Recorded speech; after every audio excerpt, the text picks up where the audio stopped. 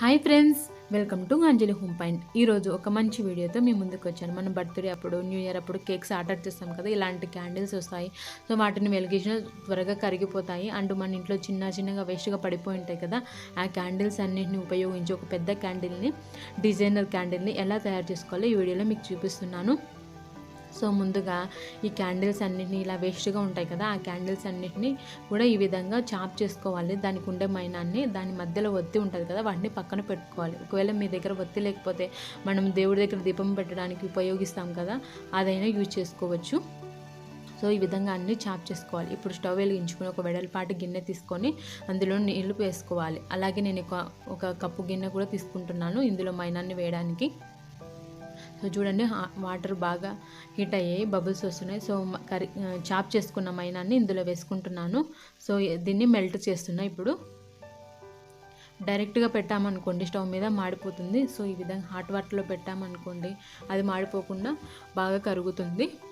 So ఇలా మధ్యలో కలుపుకోవాలి. లోపలంతా మెల్ట్ అయిపోయింది, పై భాగంలో మాత్రం ఇంకా అలానే ఉంది మైనము. సో వాటిని ఇలా స్టిక్ తీసుకొని నేను కలుపుకుంటున్నాను. సో మనం ఇలా ఈ డిజైనర్ క్యాండిల్స్ని దీపావళి అప్పుడు అండ్ ఇంట్లో ఏమైనా ఫెస్టివల్స్ వచ్చినప్పుడు కూడా యూజ్ చేసుకోవచ్చు. ఇలాంటి చిన్న క్యాండిల్స్ని వేస్ట్ పడేయకుండా ఇలా బాగా యూజ్ చేసుకోవచ్చు మనము.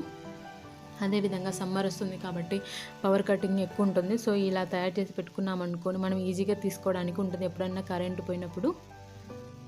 అండ్ ఇక్కడ నేను ఒక గ్లాస్ జార్ తీసుకున్నా. ఇది ఐస్ క్రీమ్కి ఫ్రీగా వచ్చిందండి. సో గ్లాస్ జార్ అయితే బాగుంటుంది కదా చూడడానికి కూడా అనేసి నేను ఇది యూజ్ చేస్తున్నాను.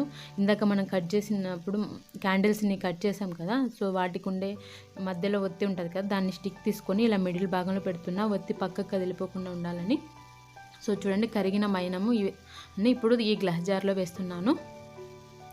ఒత్తి కూడా మిడిల్ భాగంలో ఉండేటట్టు అడ్జస్ట్ చేసుకొని మనము ఈ మైనాన్ని వేసుకోవాలి. సో ఈ విధంగా మొత్తం మైనాన్ని ఈ గ్లాస్ జార్లోకి వంపేసుకున్నాను. వంపుకొని ఒక 2 అవర్స్ వరకు పక్కన ఉంచుకోవాలి, కదలించకుండా పెట్టుకోవాలి.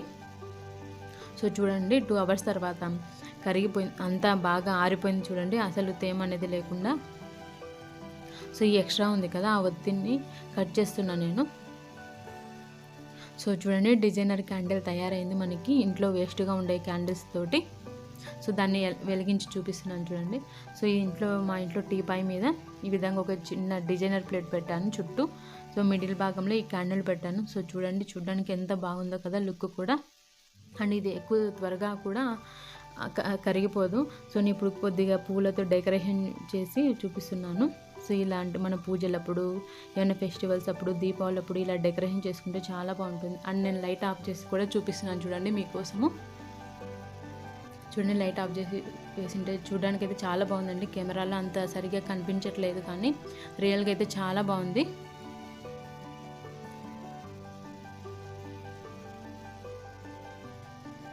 అండ్ నేను ఇలా ప్లెయిన్గా ఉంది కదా గ్లాస్ జారు, సో నేను కొంచెం డెకరేషన్ చేస్తున్నాను.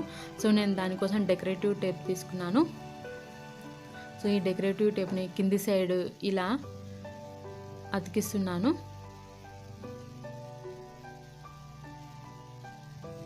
సో కింది సైడ్ ఇలా మొత్తము గ్లాస్ జార్ చుట్టూ రాణిస్తున్నాను.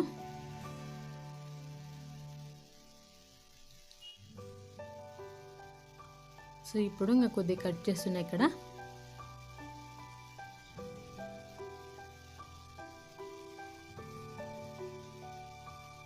అంటే మీ ఇష్టం అండి, నేనైతే ఇలా సింపుల్గా డెకరేట్ చేస్తున్నాను. మీరు కావాలంటే ఇంకొంచెం హెవీగా స్టోన్స్ ఉంటాయి కదా, ఆ స్టోన్స్ని అలా అటాచ్ చేసుకోవచ్చు. చూడడానికి కూడా చాలా బాగుంటుంది. అండ్ కరెంట్ పోయినప్పుడు ఇలా డెకరేషన్ చేసిన దాంట్లో క్యాండిల్ వెలిగిస్తామంటే చాలా బాగుంటుందండి లుక్ కూడా చూడడానికి. అండ్ మనకు సమ్మర్ వస్తుంది కాబట్టి బాగా యూజ్ అవుతుందని అనుకుంటున్నాను ఈ టిప్ మీ అందరికీ. చూడండి ఎలా ఉంది, ఇప్పుడు వెలిగించాను. సో ముందు దానికంటే కొంచెం బెటర్గా ఉంది ఇప్పుడు. ఐ హోప్ ఈ వీడియో మీకు అందరికి యూజ్ అవుతుందని అనుకుంటున్నాను. Thanks for watching.